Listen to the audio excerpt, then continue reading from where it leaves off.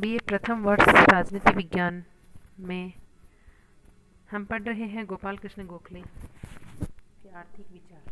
इससे पूर्व हमने गोपाल कृष्ण गोखले के राजनीतिक विचारों के बारे में अध्ययन किया।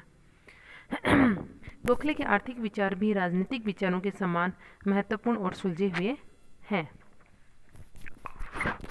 विश्वनाथ प्रसाद वर्मा कहते हैं कि गोपाल कृष्ण गोखले इतिहासकार और अर्थशास्त्र के आचार्य थे। दादा भाई नौरोजी की भांति उन्हें भी राजनीति के आर्थिक आधारों के बारे में गहन रुचि थी। भारत पर निर्बंध व्यापार नीति लाद दी गई, ये उनका मानना था, जिसने देश के सभी उद्योग धंधों का नाश कर दिया है। इस नीति का एक अनिवार्य परिणाम यह हुआ कि लोग फिर खेती करने के लिए विवश होकर अधिकाधिक गरीब होते जा रहे हैं। भारत के पुराने उद्योग वाष्पलित और अन्य मशीनों की प्रतियोगिता में टिक नहीं पा रहे हैं। इन सब कारणों से देश की प्रगति रुक सी गई है। फिर गोपाल कृष्ण गोखले के दूसरे आर्थिक विचार में है कि भारत में निर्धनता का कारण वो स्पष्ट करते हैं।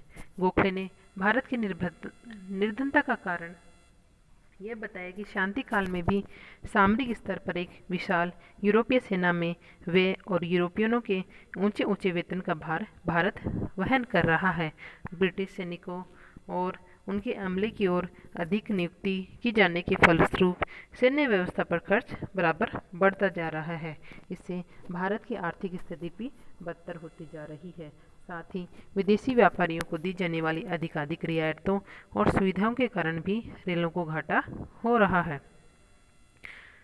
भारत में रेलों का विस्तार मानवोचित कारणों से न होकर व्यावसायिक कारणों से प्रेरित है।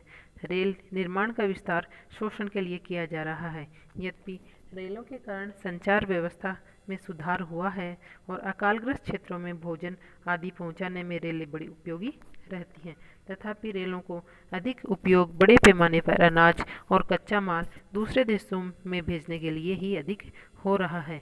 भारत से बाहर भेजी जाने वाली कच्ची सामग्री के बदले विदेशों से बना सस्ता और अनावश्यक सामान भारत में आता है। लोगों के कल्याण कार्यों का भार भी प्रांतों पर है, लेकिन राजस्व का अधिकांश भाग केंद्रीय सरकारें हड़प कर लेती हैं। ये स्थिति अनुचित है। साथ ही उन्होंने यह सुझाव दिया कि बढ़ते हुए राजस्व से मिलने वाली पूरी रकम लेने के बदले भारत सरकार को चाहिए कि वह प्रांतीय सरकारों से बड़े बड़े निश्चित अंशदान, उदाहरण के लिए प्रांतीय सरकारों के राजस्व का 1/3 अथवा 1/4 भाग ले, बाकी की पूर्ति बढ़ते हुए संसाधनों से करे। उपभोग वस्तुओं की कीमतों पर रुपये की मूल्य वृद्धि के कारण भी प्रभाव पड़ा, अतः सूती वस्त्रों पर से उत्पादन शुल्क हटाया जाए और भी आवश्यक करों में कमी की जाए या उन्हें हटाया जाए। भारतीयों के लिए भौतिक विकास या नैतिक उत्थान की दिशा में तब तक कोई ठोस कदम नहीं उठाया जा सकता जब तक कि देश के राजस्व का नियोजन सैनिक कामों के लिए जारी रहेगा। भारतीय वित्त व्यवस्था में वस्तुतः सैनिक दृष्टिकोण मुख्य है। गोखले ने सुझाव दिया कि जब तक भारत पर वास्तव में हमला न हो या हमले की आशंका न हो, तब तक भारत की प्राकृतिक सीमाओं से बाहर की जाने वाली सैन्य कार्रवाई के लिए भारत के राजस्व का प्रयोग नहीं होना चाहिए। साथ ही गोखले ने सुझाव दिया कि यदि होता है तो उस व्यय का एक भार ब्रिटिश बजट अनुमानों पर भी होना चाहिए। किसानों को करों में राहत। गोखले ने कृषकों की दीनहीन और ऋणग्रस्त आर्थिक दशा की चित्रण करते हुए सुझाव दिया कि सरकार किसानों को करों में उचित राहत दे और साथ ही कर वसूली के तरीकों में भी परिवर्तन करे।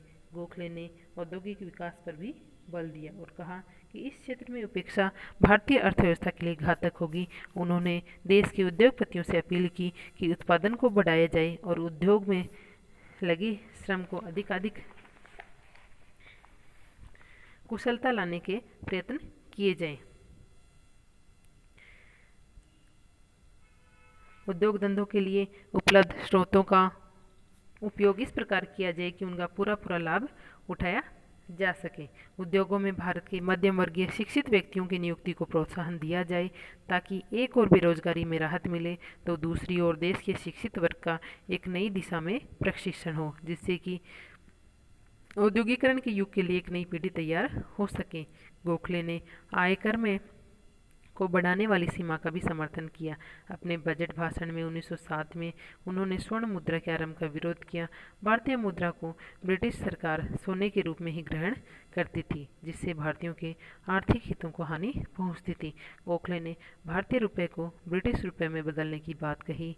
साथ ही गोखले ने यह सुझाव दिया कि प्रांतों को कराधान का अधिकार दिए जाने से पूर्व उन पर कुछ विशेष शर्तें लगाई जानी चाहिए, जैसे कि प्रत्येक स्थानीय परिषद सरकार के रूप में कार्य करे, प्रांतीय बजटों पर विचार करने की प्रथा पुनर्निर्धारित हो, स्थानीय परिषद की अध्यक्षता इंग्लैंड से आने वाला नया गवर्नर करे तथा भारतीय प्रांतीय परिषद में अधिक संख्या में निर्वाचित सदस्यों की हो। ये शर्तें पूरी होने पर ही प्रांतीय परिषदों को कराधान का आधार दिया जाना चाहिए। इस प्रकार गोपाल कृष्ण गोखले भारत की महान विभूति थे, जिन्होंने महात्मा गांधी ने अपना राजनीतिक गुरु माना था।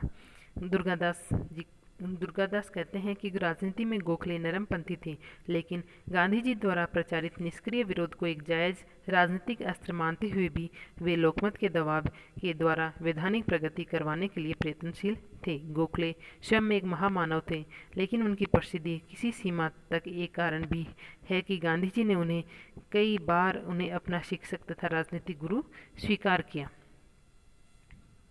गांधी जी के अनुसार गोखले ने ही उन्हें यह सलाह दी कि भारत तथा उसकी विभिन्न और बहुमुखी समस्याओं को पूरी तरह समझे बिना भी राजनीति में सक्रिय भाग न ले। केसरी में 23 फरवरी 1915 को प्रकाशित एक लेख में कहा गया कि गोखले स्वभाव से ही मृदु थे, अतः उनकी प्रवृत्ति यह थी कि नरम तरीकों से ही काम निकाल लिया जाए। हमारे सरीखे व्यक्तियों को वे तरीके अनुपयुक्त जान पड़ते थे। रोग के यथार्थ उपचार और पथ्यापथ्य के संबंध में दो चिकित्सकों में मतभेद होने पर भी हम चिकित्सक के रूप में गोखले का महत्व स्वीकार करते हैं।